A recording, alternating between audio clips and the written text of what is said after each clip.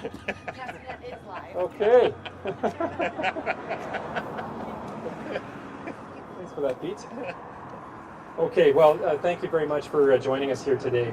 And first off, it gives us a great deal of pleasure to be on the traditional territories of the Kamloops peoples.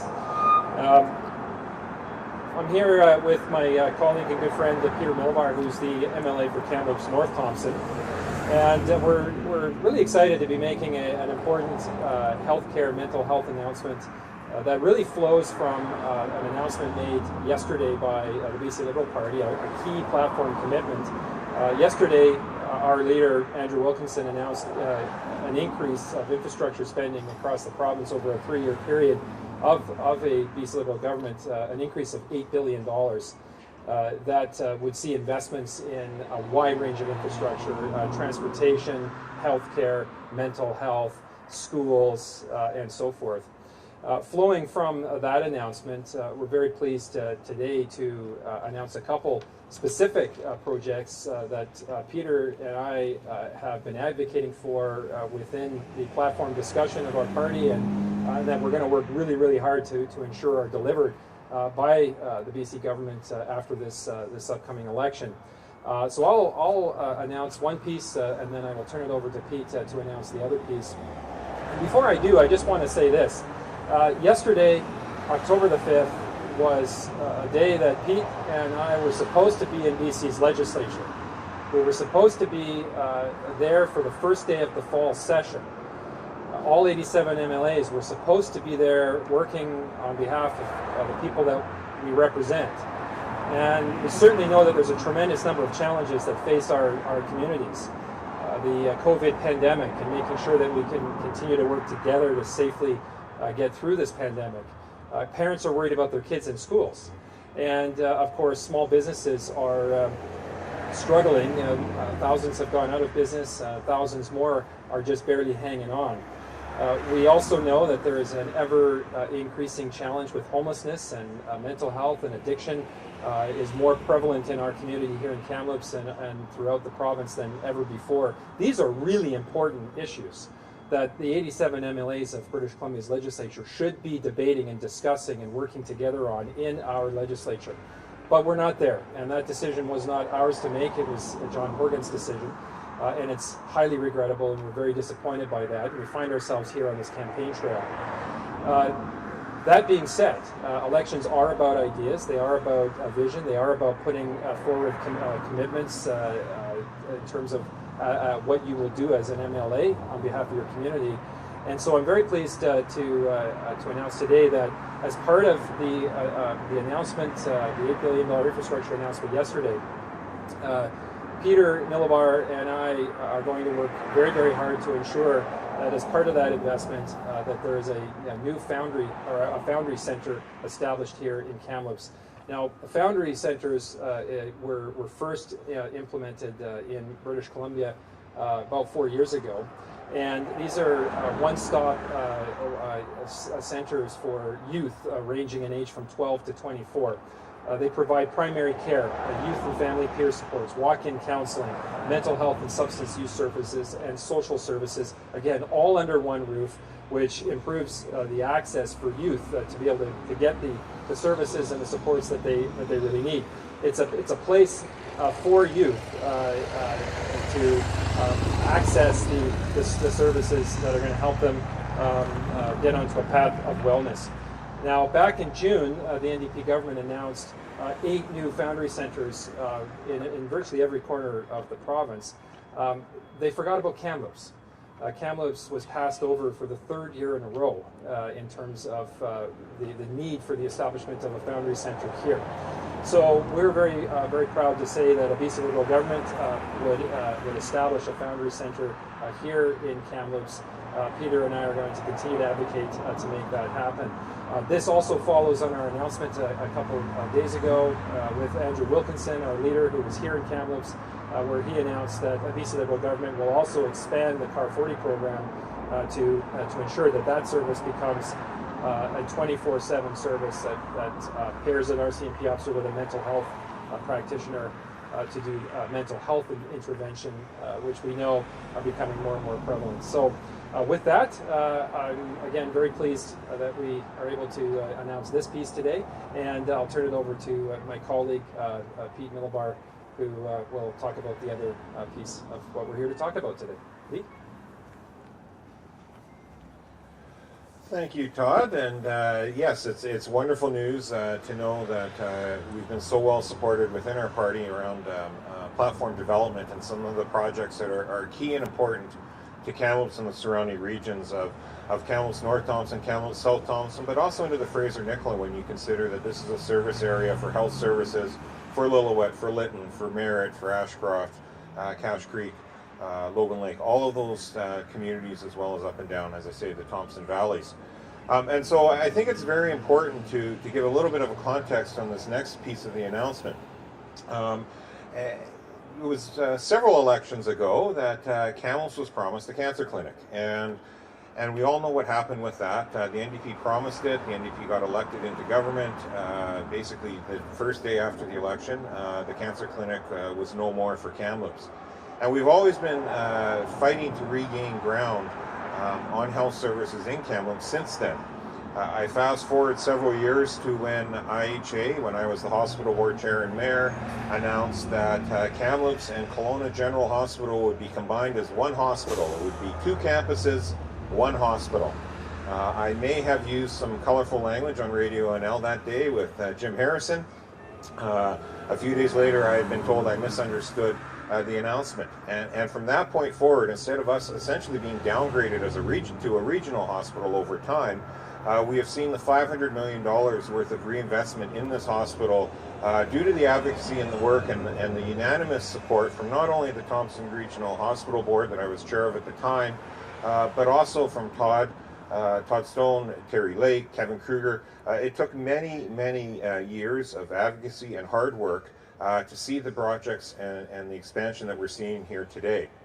Why that history is important is we moved on as a community. We don't have that Kelowna envy, I firmly believe. But there's an important piece happening right now with cancer treatment within Kamloops and the Kelowna areas. The linear accelerators,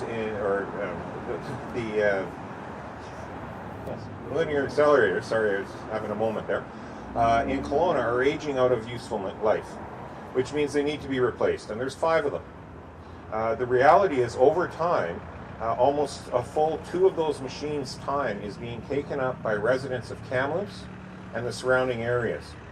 And we all know, and all studies have shown, that when you're trying to access cancer treatment, the best result is not to be sitting in a car for 2 hours each way to go and get your treatment. So that's why Todd and I are very proud to announce that as part of that $8 billion package, we are committed and we are going to continue to work hard to advocate, to work with the BC Cancer Agency, to work with Interior Health, to work with the Royal Inland Hospital Foundation, and to work with the Regional Hospital Board to make sure that 2 of those linear accelerators are located in Kamloops so that people in the Kamloops and surrounding areas can avoid that 2-hour drive to get the treatments they desperately need, to make sure that their health outcome is greatly improved, and it does not at any time diminish the services and the access to cancer treatments people in the southern Okanagan region of the Health Authority will be receiving. It is simply making sure that the newer equipment that needs to be ordered anyways will be located where already that service has been proven to be needed and required. So today, in conjunction with the Foundry, in conjunction with the cancer commitment, and in conjunction with CAR 40, none of these in and of themselves are massive in dollar figure.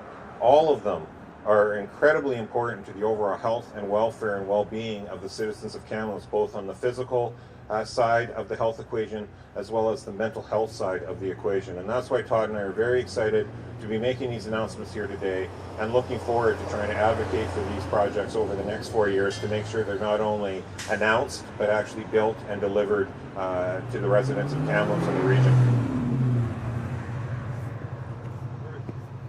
And with that, I think we can open it up to questions, I guess. Yeah, we can do one-on-one. Yeah. Or whatever. I can put mine on the podium. Whatever you guys. What do you guys want?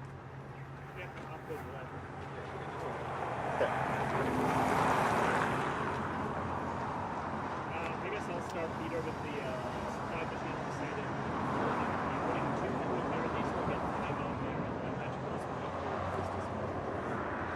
So this is, the question is, the 5 in Kelowna, would they still have 5 or 3 and the 2 in Kamloops? This is a replacement project that's actually been talked about for some time, and that's why it's frankly disappointing for us.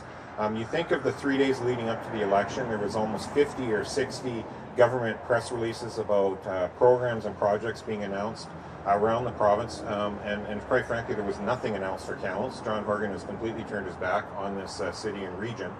And then you also think of the PET scan announcement by Minister Dix a couple of weeks before that being located in Kelowna, and I think that is the appropriate place to locate that, given the massing of cancer treatment options they have in Kelowna. However, at that time would have been a perfect time for Minister Dix, if there was any intention of locating the accelerators in Kamloops, to make that announcement at the same time. As I say, this has been on the radar screen. We have had many discussions with hospital boards. We've had discussions with people down in Kelowna. Medical staff down in Kelowna are also of the mind that this is a good thing in terms of decanting some of the pressure that Kelowna is feeling of those extra people coming down and creating a better medical health outcome for people with cancer treatments.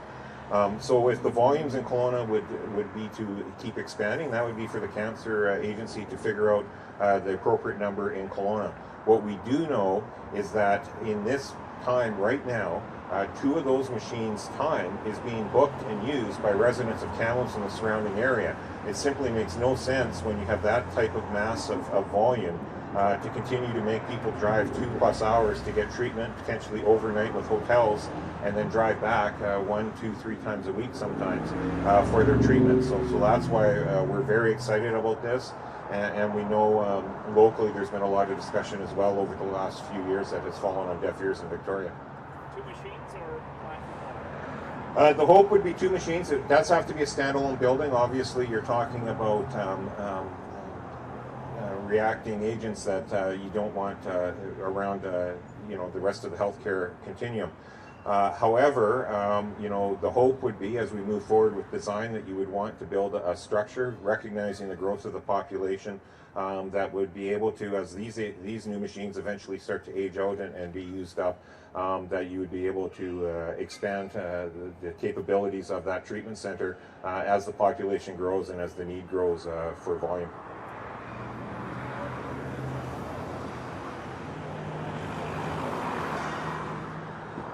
The $5 million was really, it's a bit of a rough number. It's based on discussions we've had with people with the Royal Inland Hospital Foundation, with Mayor Christian, who's the hospital board chair, with people down in Kelowna. So it's meant to make sure that it's a large enough injection of capital to make sure that we would see a building and machines built. Our expectation is there would probably still need to be a bit of funding coming in from the cancer agencies and the foundation. But it's certainly, if it doesn't cover the full bill, it should cover the vast majority of it. Again, operational costs, the reality is that down in Kelowna right now, the residents of this community are accessing the time and the staff and the operational costs for 2 of these machines anyways. So there may be a shift of where those dollars are spent operationally, but obviously running 2 centers instead of 1, there'll be an incremental increase in cost, but we think that's a cost based on the public good that is worth incurring.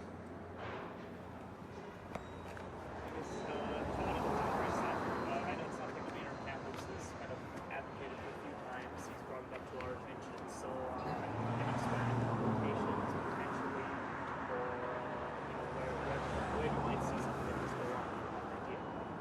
Well, the good news is there is a well-established, highly reputable agency in Kamloops called Interior Community Services that does tremendous work, that actually put in a fantastic proposal, and I certainly will not speak for them, but many others that I've spoken to, and certainly my reaction was it was inexplicable to us as to why Kamloops was passed over yet again. There have been 3 different expansions of the Foundry program over the last 3 years.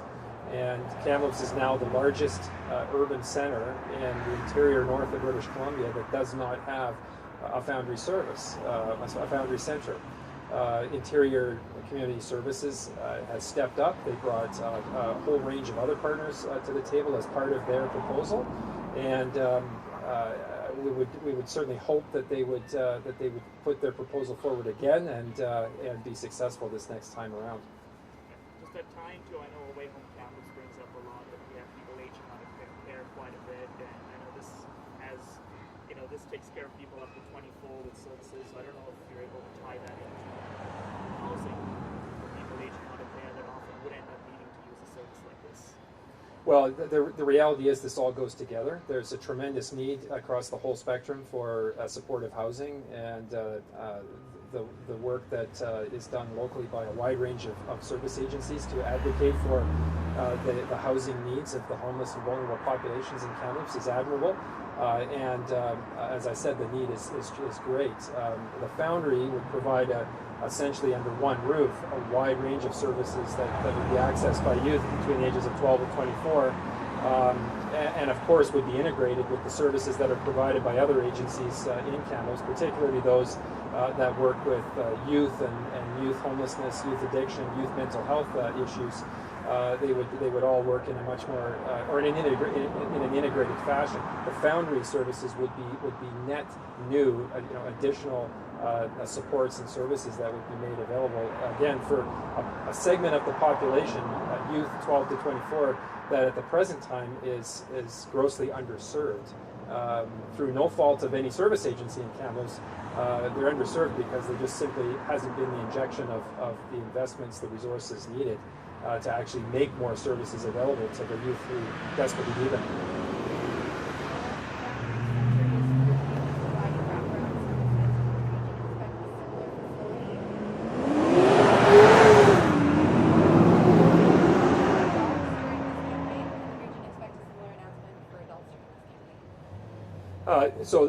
As I mentioned earlier, later in this campaign, there's 18 days left. Our leader will be making an announcement on our comprehensive plan to address homelessness, to address mental health, addiction, and importantly, recovery.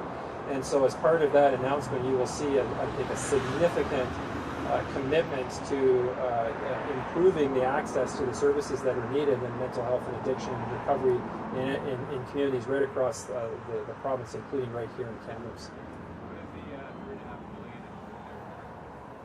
So the $3.5 million is based on the costs associated with other comparable Foundry Centres that have been established in other communities. Again, there's Foundry Centre in Kelowna, there's one in Penticton, there's one in Prince George, in the Lower Mainland. And so when one looks at the cost to establish those existing centres, recognizing the comparable population and that is to be served with the same kind of centre here in Kamloops, the $3.5 million number will likely cover the range of costs associated with the establishment of a foundry here in Kamloops. I guess hypothetically, of course, we look at the polls and you don't really trust the polls, but let's say you're elected and the NDP are still in government. How do both of you continue to keep fighting for these two services in Kamloops, and how do you ensure that they see it even if you're in a position like that? Well, at the end of the day, that's why we have elections, so the public are going to make their decision. Many already have and have mailed in their ballots, and thousands more will make their decision in the coming weeks. All of the latest polls that indicate a gap between the political parties at the moment also consistently indicate the vast majority of voters are undecided. They have not yet made up their minds, and if I know anything from my experience in past elections, a lot can change one way or the other in the last week to 10 days of a campaign. Many people didn't think that the BC Liberal Party was going to win in the 2013 election, and we did, and there were not a lot of people out there that thought that we were no longer going to be in power shortly after the 2017 election, and I can assure you we've been sitting in opposition for the last 3.5 years, so anything can happen. Pete and I are doing the best that we can almost from a Team Kamloops kind of approach, a Team Kamloops and Thompson Valley's approach, to put our best feet forward in terms of highlighting the issues, the challenges, and the requisite investments that are needed to address the needs of the people that we represent. We've delivered together with others over $500 million in healthcare investments, $300 million in transportation investments, a lot of which was the Trans-Canada Highway expansions. I believe 44 new CNG clean burning transit buses, an expansion at the Kamloops Airport. The university has seen hundreds of millions of dollars of capital under our former government. In fact, we became a university under a BC Liberal government. So there I think have been a lot of good steps that have been taken, a lot of good investments that have been made, but we're going to continue to highlight the priorities for the future and what this community and the surrounding communities need in the years ahead. All right, thank you very much.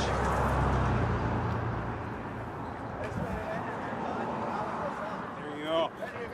Make sure you vote. We won't even tell your brother.